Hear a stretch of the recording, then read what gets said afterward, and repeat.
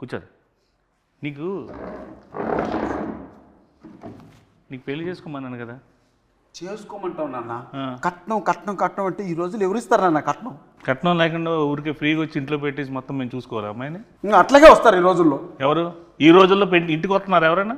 ఇంకేం చేయమంటావు నాన్న? కట్నం తీసుకొని పెళ్లి చేసుకో. నీకు కావాలంటే బయటకి ఎక్కడైనా బ్యాంకాకి వెళ్ళి సరదాగా వెళ్ళి వచ్చాయి. ఆయన కూడా తీసుకెళ్ళి.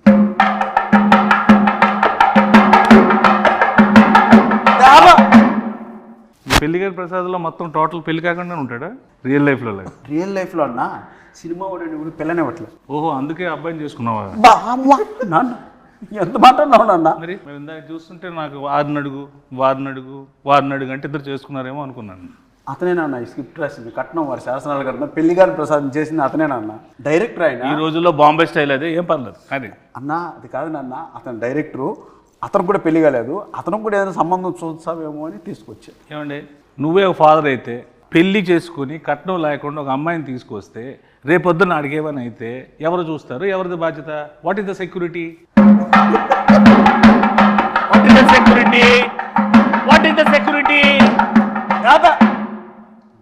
ఈ రోజుల్లో కట్నం తీసుకుని పెళ్లి చేసుకోవడం నేరం. ఎవడు చెప్పాడు? మీడియా చూస్తుంది. అలా తీసుకోకుండా నువ్వు నేరం అంటున్నావు. అది తీసుకోకపోతే నా దృష్టిలో ఘోరం. కట్నం అసలు ఏం చేస్తావు? కట్నంతో ఏవో నేను సామాజిక సేవ చేస్తా, నీలాంటి పెళ్ళిళ్ళు 100 చేస్తా, ఓ పెద్ద ఫంక్షన్ హాల్ పెడతా, అందులో పెద్ద పెద్ద ఈవెంట్లు పెట్టి నువ్వు ఇచ్చిన డబ్బులతో నేను పెళ్ళిళ్ళు చేస్తా. నీకెందుకు? నువ్వు ఫస్ట్ కట్నం తీసుకో. నాన్న సమాజ సేవ చేసుకోవడానికి కట్నం చేయాలన్న, కష్టపడి సంపాదించి ఆ డబ్బులతో చేద్దానన్న సమాజ సేవ. పాత సినిమాల్లో పావలా తీసుకొని కోటీశ్వరులు అయిపోవడాలు, ఒక సాంగ్లో పెద్దోళ్ళు అయిపోవడాలు, ఒక సాంగ్లో ఇల్లు అన్ని చేసేసుకోవడాలు అన్ని సినిమాలు అవుతాయి. ఇక్కడ అవ్వవు. రియల్ ప్రాక్టికల్గా ఆలోచించు. కట్నం తీసుకో, హ్యాపీగా ఉండు. నీకు అంత ఎంజాయ్ చేయాలనుకుంటే నువ్వు వెళ్ళు బయటకు, ప్యారిస్ ఇట్లా ఎక్కడికి. కట్నం ఇవ్వరు నాన్న. ఇవ్వనప్పుడు ఎందుకు రాయి పెంట మన ఇంట్లోకి? నేను వెళ్ళిపోతా ఇంట్లో. నువ్వు నా కొడుకువే కాదు. నేను కొడుకుని కాదు. కాదు, కట్నం తీసుకున్నాడు కొడుకు కాదు. నువ్వు నా నాన్నకు, నీకు బటర్ నాన్తో సమానం ఈ రోజు నుంచి. నువ్వు బటర్ నాన్న? అవును. మా నాన్న కాదా? కాదు. గోధుమ పిండి నాన్న కూడా కాదా? బటర్ నాన్ కొట్టు.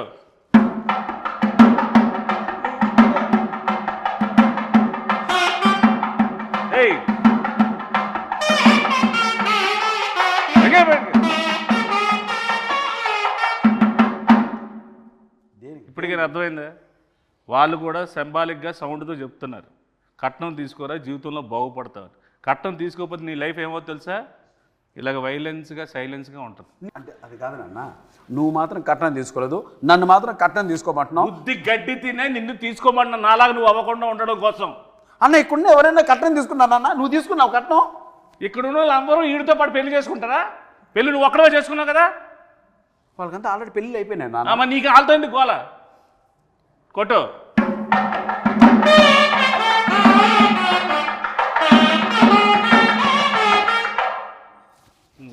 చెప్పు నాన్న. యాక్చువల్గా నాన్న, నువ్వు ఏదో కట్నం వారి శాసనాలు గ్రంథం ఒకటి రాసి మీ తాత ముత్తాతల నుంచి ఫాలో అవుతున్న రూల్స్ రెగ్యులేషన్స్ నా పైన మోపి నాకు ఏజ్ బయరేంత వరకు ఇలా నిలబెట్టి నాకు పెళ్లి కాకుండా చేసి పాపం మూట కట్టుకుంటున్నావు నాన్న. ఏం పర్లేదు. ఈ రోజు నేను చచ్చిపోయినా నాకేం పర్లేదు. కట్నం తీసుకుని హాయిగా చచ్చిపోతా.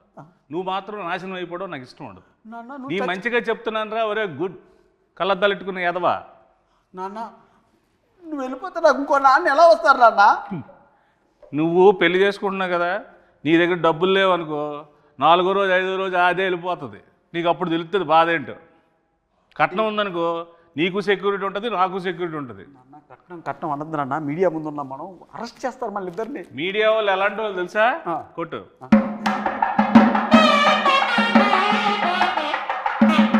వాళ్ళకన్నీ తెలుసురా బాబు. నువ్వు చెప్పినవన్నీ వాళ్ళు ఏం కథలు వినరు. వాళ్ళకన్నీ ప్రాక్టికాలిటీస్ తెలుసు. సరే నా సంగతి అలా ఉంచుకొని డైరెక్టర్ కూడా పెళ్లి కావాలంటే ఎందుకు అడగ అతను? నువ్వు ముందు చేసుకుని ఆయన ఆ చేసుకున్న దాంట్లో 4-5 పాయింట్లు ఉంటాయి కదా, అవి ఆడికి చెప్పు. అందులో ఒక పాయింట్ అయినా కనెక్ట్ అవుతాడు, పెళ్లి చేసుకుంటాడు. ఎన్ని పాయింట్లు ఏం చెప్పినా సరే కట్నం మాత్రం స్ట్రెస్ చేసి మరీ చెప్పు. అసలుకే మతిమరుపు ఎక్కువ ఈ క్యాండిడేట్కి. కొట్టు.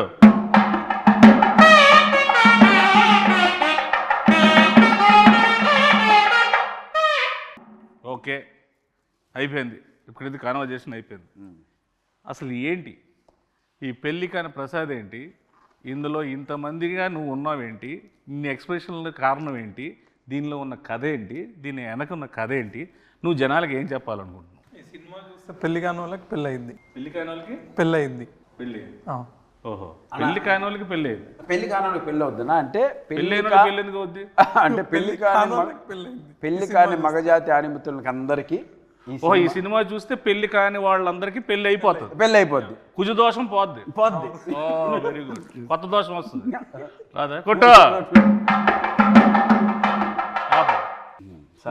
సరే, ఇందులో మా ప్రసాద్ క్యారెక్టర్ ఏంటి, మా ప్రసాద్ ఏంటి ఇందులో పర్ఫార్మెన్స్? పెళ్లి కోసం కష్టపడుతూ ఉంటాడు, వాళ్ళ నాన్న 2 crores కట్నం కోసం ఇబ్బంది పెడుతూ ఉంటాడు. ఓకే. అంటే అన్న ఈ స్క్రిప్ట్ యాక్సెప్ట్ చేసే ముందు మన ఇద్దరి మధ్య ఒక అన్నదమ్ముల అనుబంధం సంబంధంగా చెప్తున్నాను. ఇంతకుముందు మనం చాలా సినిమాల్లో చూసాం, ప్రియాంక చిత్రం, లవర్స్, ఎక్స్ప్రెస్, రకరకాల ఎక్స్ప్రెషన్స్తో మనం చూసాం. సో ఆ సప్తగిరి అనే వ్యక్తి ఒక 7-8 yearsగా మీరు అలా ఎక్స్ప్రెషన్స్తో వాటితో చూశారు. చిన్న వేరియేషన్ మనలో ఇంకా ఉందని చెప్పుకోవడానికే సప్తగిరి ఎక్స్ప్రెస్ ఎల్ఎల్వి చేసాం. సో ఇవన్నీ మిగిలిన ఎమోషన్స్ కూడా మనం చేయాలి అని ఒక ఉద్దేశంతో ఆ కామెడియన్గా ఉంటే ఎంతవరకు సస్టైన్ అవుతామో తెలియక ఒక హీరోగా టర్న్ అయింది. బట్ ఈ స్క్రిప్ట్ మాత్రం లక్కీగా దొరికింది. సప్తగిరి కామ్గా కూర్చుంటే సప్తగిరి చుట్టూ ఒక 7-8 మంది సప్తగిరిలు ఉంటారు, వాళ్ళు కామెడీ చేస్తుంటారు. సో ఆ సీన్స్ వర్కౌట్ అయినాయి కాబట్టి ఈ సినిమా యాక్సెప్ట్ చేయడం జరిగింది, రిప్రజెంట్ చేస్తుంది. అందుకే ఆ ఎక్స్ప్రెషన్స్ నా చుట్టూ చేసే వాళ్ళ ఎక్స్ప్రెషన్స్ అనమాట. సో దాని క్యారెక్టర్ నువ్వు చేయకూడదు కాబట్టి నీ చుట్టూ నీ సోల్స్తో ఎంటర్టైన్ చేయించారు. Very good. కాన్సెప్ట్ మీదేనా? మా రైటర్స్ ఉన్నారు. వెరీ గుడ్, సూపర్, బాగుందండి. Thank you. Very good. కొట్టు.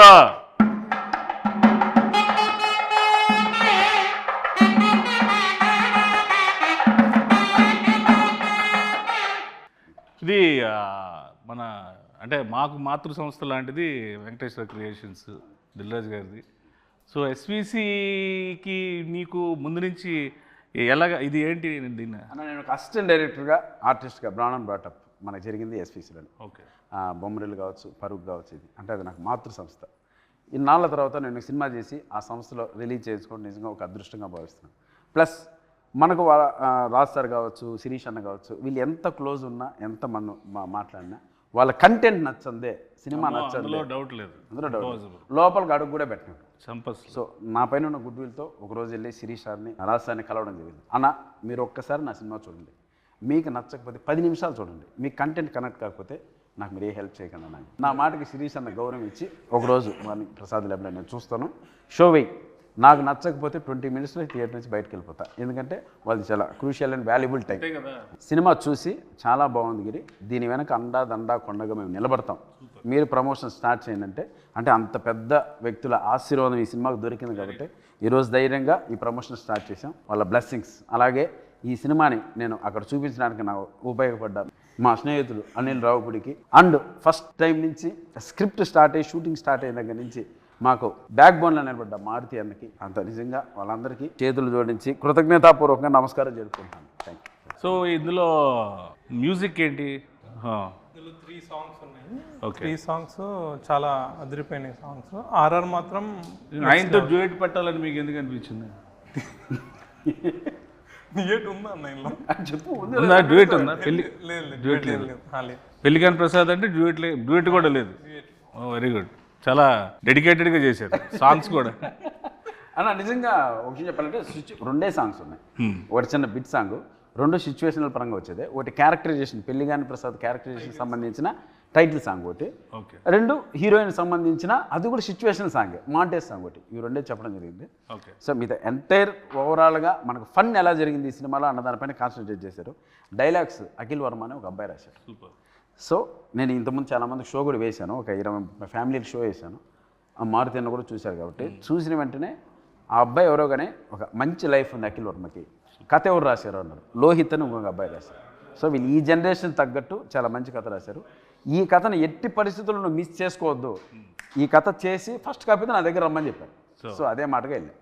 వెరీ గుడ్ అన్న. సో ఏంటి సార్ ఇప్పుడు ఈ పెళ్లికాని ప్రసాద్, నాకైతే ఫాదర్ అండ్ సన్ మధ్యలో రిలేషన్ టీజర్ చూసినాక ఇంకా ట్రైలర్ రిలీజ్ చేయలేదు. ట్రైలర్లో హీరోయిన్ ఫ్యామిలీ ఒక కథ ఉంటుంది. సో హీరోయిన్ ఫ్యామిలీ నేను టీజర్ చూసినాక ఏంటంటే ఫాదర్ అండ్ సన్ అనేది నాకు కనెక్ట్ అయింది. సో ట్రైలర్లో హీరోయిన్ ఫ్యామిలీ స్టోరీ రివీల్ చేస్తాం. సో హీరోయిన్ ఫ్యామిలీ స్టోరీకి హీరో వాళ్ళ ఫాదర్ స్టోరీకి రెండింటి మధ్యలో నలిగిపోతూ ఉంటాడు. Okay okay. నువ్వు నలిగిపోతుంటావు బాగా. నన్ను మామూలు నలపరన్నా పచ్చడి, రోటి పచ్చడి, ఇంకేమన్నా 4-5 పచ్చళ్ళు వేసి ఊరగాయ పెట్టి జాడీలో పెట్టి నలిపి పిసికి బయటికి తీసి ఆ దండె పైన ఆరేస్తారన్న. అలా ఉంటుంది గారు. Very good. సో ఆ ఇన్నోసెన్స్ అనేది పక్కా పనిచేస్తుంది. సో ఇప్పుడు ఆ సినిమా ఉంది కదా లాయర్ సినిమాలో పెద్ద డైలాగ్ ఎల్ఎల్బి, అలాంటి డైలాగ్స్ ఏమైనా ఎక్స్పెక్ట్ చేసే సినిమాలో? ఇది కంప్లీట్ డిఫరెంట్. ఇది కంప్లీట్ పొడి పొడి డైలాగ్. సెటిల్గా ఉంటుంది, క్యారెక్టర్ మొత్తం సెటిల్గా ఉంటుంది. దీంతో సెటిల్ అయిపోతాడు. మీ బ్లెస్సింగ్స్. ప్రయత్నం జరగాలి. నీలో ఉన్నది గొప్పతనం ఏంటంటే ఒకటే స్లాబ్ స్టాక్గా వెళ్ళిపోకుండా ఇది డిఫరెంట్గా ఉంటుంది. అది ట్రై చేయడం చాలా గట్స్తో కూడుకున్న విషయం. అట్ ద సేమ్ టైం రాజుగారితో ఒప్పించి ఎస్విసి నుంచి రిలీజ్ చేయడం అనేది నాకు తెలిసి 150% సక్సెస్ అయిపోయింది cinema. Thank you. So I hope డెఫినెట్గా నువ్వు సక్సెస్ అవుతాడాలి. కాకపోతే పాజిటివ్ మాట్లాడుకున్న నెగిటివ్స్ కూడా మాట్లాడుకుందాం మనం ఈ సినిమాలో. సో మీకు ఈ సినిమాలో బాగా నెగిటివ్ అనిపించింది. మనోడు ఎలాగా నెగిటివే, నేను తినేస్తాడు, అది చెయ్యి ఇది చెయ్యి అది చెయ్యి ఇది అది ఇది అని. సో ఏది మీరు కొన్ని ఇలా అనుకున్నాం బెటర్ వేలో అలా వెళ్ళింది అనుకునే పాయింట్స్ ఏమైనా ఉన్నాయి? మలేషియాలో చిన్న ఇన్సిడెంట్ జరిగింది, అది అన్న ఇప్పుడు మలేషియా షూటింగ్ ఫస్ట్ నుంచి మాకు అన్న ఫారిన్ షూటింగ్ ఉంది ఆస్ట్రేలియా. అలా స్వాతి ముత్యం సినిమాలో ఉద్యోగం కోసం కమలాసన్ గారు తిరుగుతుంటారు సోమయాజు. అలా ఆస్ట్రేలియా సరే ఆస్ట్రేలియా పోతున్నాం కదా, సరే ఓకే అన్నా దుబాయ్. ఏరా ఏం దుబాయ్ అంటే ఆస్ట్రేలియా బడ్జెట్ సరిపోవట్లేదన్నా అన్నాడు. సరే అన్నా సరే కాంప్రమైజ్ చేస్తా అన్నా దుబాయ్. సరే దుబాయ్ బాయ్ అన్నాడు. సెట్కి వచ్చావు. దుబాయ్ బాయ్ అన్నా మలేషియా. ఆస్ట్రేలియా నుంచి దుబాయ్ నుంచి మలేషియా. ఎందుకు అన్న బడ్జెట్ కొంచెం సహకరించడం. సరే ఓకే చివరికి మలేషియా. సరే చివరికి గోవా అంటాడు, భయపడ్డా. చివరికి ఆన్లైన్ వీసా ఉందన్న మలేషియాకి వెళ్ళిపోతుందని మలేషియాకి తీసుకెళ్ళాడు. దిగిన వెంటనే అన్న 40 డిగ్రీలు అన్నాయండ. 40 డిగ్రీలు అలా కనపడింది. ఆ రోజు నుంచి 3 రోజులు రోడ్ల పైన డ్యాన్స్ వెళ్ళా. పైగా బ్లాక్ షర్టు బ్లాక్ ప్యాంటు. నా వల్ల కాదు అన్నా, నీకు దండం పెడితే వేసేయన్నా అని రాత్రి బోలు బయట తరగతి అన్నా మలేషియా వచ్చామన్నా, పెరిగిపోయిందన్నా భోజనాల ఖర్చు ట్రావెల్ ఖర్చు అని. అసలు మామూలు ప్రొడక్షన్ మేనేజర్ ఇంకా అక్కడ డైరెక్టర్ మర్చిపోయింది సాంగు, ఇతను కష్టపడితే సాంగ్ అవుద్ది అలా అన్నాడు. సరే ఓకే నీకోసం కష్టపడతాను షర్ట్ ఇప్పేసి ఒకసారి మలేషియాతో తిరిగా ఎండకు అలవాటు నిజంగా షర్ట్ ఇప్పి తిరిగా ఎండకు ఎదురెళ్ళా. సరే చేద్దాం మనోడు కూడా కష్టపడతాను. సరే ఈ ప్రాసెస్ జరుగుతున్నప్పుడు ఒకనొక సందర్భంలో రకరకాల చోట్ల తీసుకెళ్తున్నాడు. అన్న మాదే మలేషియా, మా నాయనే కట్టింది బిల్డింగ్లంతా, ఇక్కడ పర్మిషన్ వేసే అంటాడు. ఇలా ఒకనొక సందర్భంలో మలేషియా ఒక పార్లమెంట్ లాంటిది ఒక ప్లేస్ ఉంది అన్న, ఇది కూడా మంది వేసే అన్నాడు. సరే అని చెప్పి నేను నా మాట ఒక చోట అక్కడ రిస్ట్రిక్షన్ ఉన్న ఏరియా నా పాటుగా డ్యాన్స్ పెట్టే ముందేసి సాంగ్ ఆన్ చేయమను నేను వేసుకుంటాను. నేను అది పెళ్ళి కానీ ప్రసాద్ అని ఇంతవరకు 1 2 3 వినపడుతున్నాయి. కాసేపటికి వినపల్లా తిరిగి ఎవరు లేరట్లా. అరే ఏంట్రా ఏమైపోయినా అని తీసుకెళ్ళి పోలీస్ స్టేషన్లో పెట్టాడు. పోలీస్ స్టేషన్కి అక్కడ పిక్ పాకెట్లా ఉన్నాడు అన్న. కెమెరాలు ఎత్తుకెళ్ళిపోయారు. పోలీస్ స్టేషన్ ఎక్కడ ఉందో నాకు తెలియదు కదన్నా. మొత్తం ఎత్తుకెళ్ళిపోయారు, మొత్తం యూనిట్ అంతా. అదేమన్నా సరే పోలీస్ స్టేషన్కి వెళ్ళాం. ఇతన్ని పోలీస్ స్టేషన్ నుంచి తీసుకురావడం అన్న తల ప్రాణం తోకొచ్చిందన్న. వాళ్ళు ఇంకోటి అంటే కావాలని వాళ్ళు ఏదో మలేషియన్ లాంగ్వేజ్ మాట్లాడుతున్నారు. ఈయన నీదే అన్నావు కదరా, బిల్డింగ్లో మీ నాన్న కట్టాడన్నావు కదరా, మాట్లాడరా మలేషియన్ లాంగ్వేజ్ రాదు. ఇంకా ఆ రకంగా ఆ రోజు అంతా రాత్రి పోలీస్ స్టేషన్ పొద్దున్న 3 గంటలకు బయటకు తీసుకొచ్చి అమ్మాయి అలా వెళ్ళాం. పొద్దున్న షూటింగ్ అంటే అన్న మళ్ళీ వాళ్ళే ఇచ్చారు నా పర్మిషన్, అక్కడ ఇచ్చట మనం అన్నాడు. ఇంకా రాత్రి స్టేషన్లో పర్మిషన్ లాక్కున్నాడు మళ్ళీ. సో అలా ఆ ఇన్సిడెంట్ నిజంగా తర్వాత తలుచుకున్న అప్పుడు సిచ్యువేషన్ సీరియస్ కానీ తలుచుకున్న తర్వాత పడి నవ్వు. సో అలా జరిగింది ఆ incident. So Australia, Dubai, Malaysia, Goa అనేలోకి మలేషియాకి తీసుకెళ్ళాడు. చివరికి అక్కడ కాంప్రమైజ్ అవ్వాల్సి వచ్చింది అన్న. అలా గోవా అయితే మిలిటరీ వచ్చింది, వాళ్ళు నేవీ మిలిటరీ కూడా కాదు, సముద్రం కలిపేసేవాళ్ళు. అలా జరిగింది కొట్టు.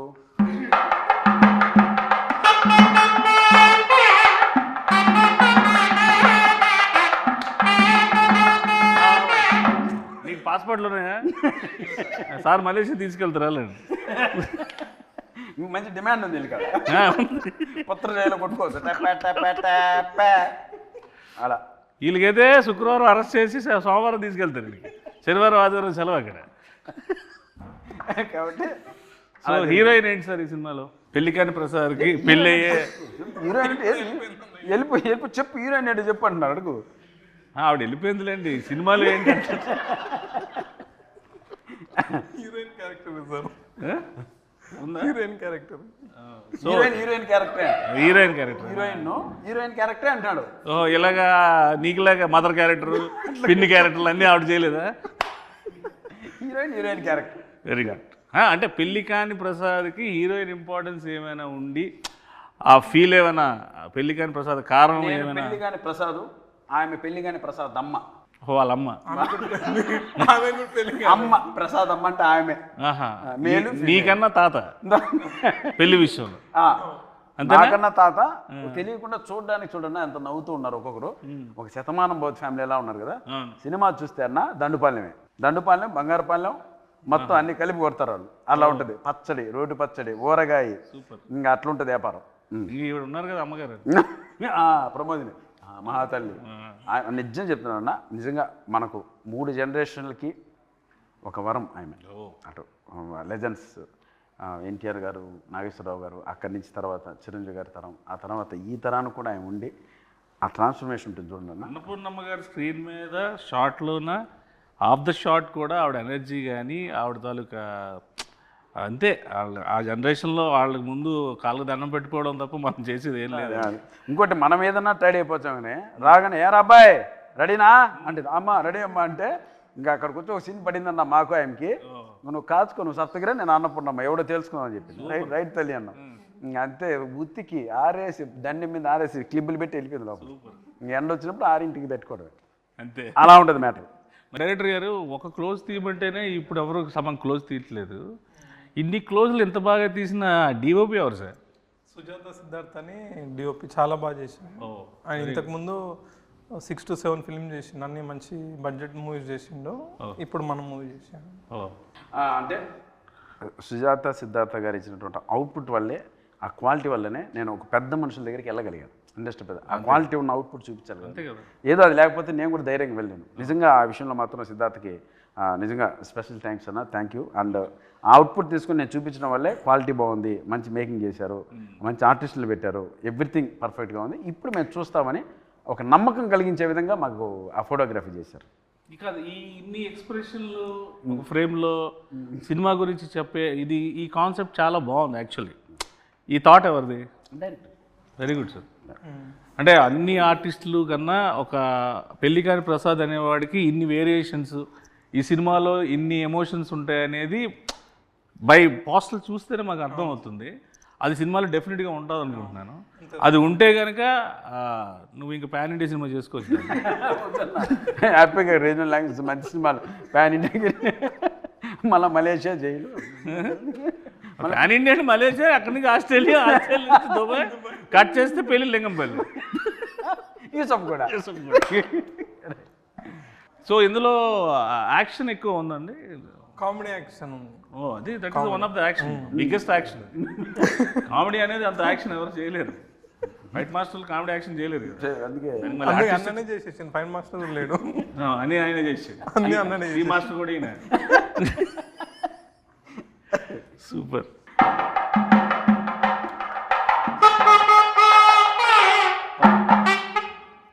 ఓవరాల్గా మేము సినిమాకి వచ్చి ఈ సినిమాలో ఈ మన సప్తగిరి అంటే ఈ ఎమోషను, ఎంటర్టైన్మెంటు, ఇవి కాకుండా ప్రత్యేకంగా ఈ సినిమాలో తన నుంచి మేము ఏం ఎక్స్పెక్ట్ చేయొచ్చు అన్న? ఇందాక 5 చెప్పారు కదా, 5 చెప్పండి అన్న.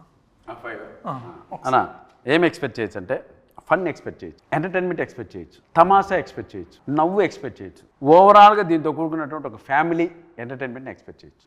అంటే ఓవరాల్గా మనకు ఓన్లీ ఫన్నే. పంచభూతాలు ఉన్నాయి కాబట్టి అందులో పెద్ద భూతం నువ్వు. అది super, very good. So I wish you all the best. Happy success darling, congratulations and all the best sir. And I hope this film will go in to be rock on 21st of this month. ఇలాంటి సినిమాలు నువ్వు ఇంకెన్నో చేసి ఇంకెంతో పేరు తెచ్చుకొని కమేడియన్స్లో ఒక సత్తా ఉన్న హీరో ఉన్నాడని నిరూపించుకోవాలి. Love you, thank you.